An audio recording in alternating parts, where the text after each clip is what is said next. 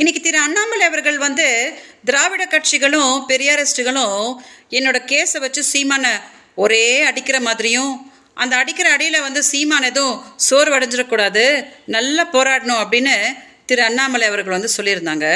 திரு அண்ணாமலை அவர்களே, உங்கள் மேலே எனக்கு ரொம்ப மரியாதை.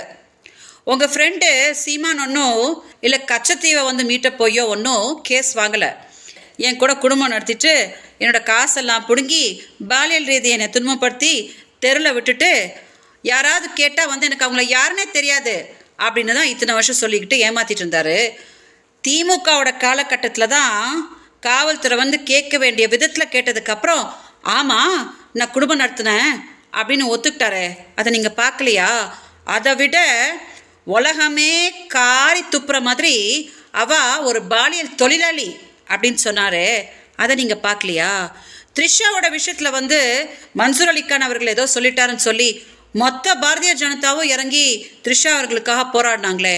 குஷ்பு அவர்கள்லாம் பெரிய அளவில் குரல் கொடுத்தாங்களே. என்னைய பாலியல் தொழிலாளி அப்படின்னு சொன்ன போது ஏன் உங்கள் கட்சியிலேருந்து யாருமே குரல் கொடுக்கல? இதில் எந்த அரசியலும் இல்லை அண்ணாமலை அவர்களே. இன்ஃபேக்ட் சீமான இந்த கேஸ்லேருந்து ஏதோ ஒரு பெரிய சக்தி காப்பாற்றுறதா எனக்கு தோணுது. அதனால தான் திராவிட கட்சிகளும் பெரியாரிஸ்டுகளும் பாவம் பாதிக்கப்பட்ட இன்னும் ஏமாறக்கூடாது அப்படின்னு எனக்காக நேர்மையாக குரல் கொடுத்துட்ருக்குறாங்க. அவர் உங்களோட ஃப்ரெண்டாக இருக்கலாம், ஆனால் சீமான் மாதிரி ஒரு பொறுக்கிக்கு போய் நீங்கள் குரல் கொடுத்தா உங்களையும் தப்பாக நினச்சிக்க மாட்டாங்களா அண்ணாமலை அவர்களே?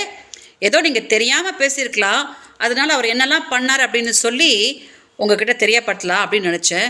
ஸோ தயவு செஞ்சு இதை கொஞ்சம் மீடியா டெலிகாஸ்ட் பண்ணுங்கள். திரு அண்ணாமலை அவர்கள் கொஞ்சம் பார்க்கணும். வணக்கம்.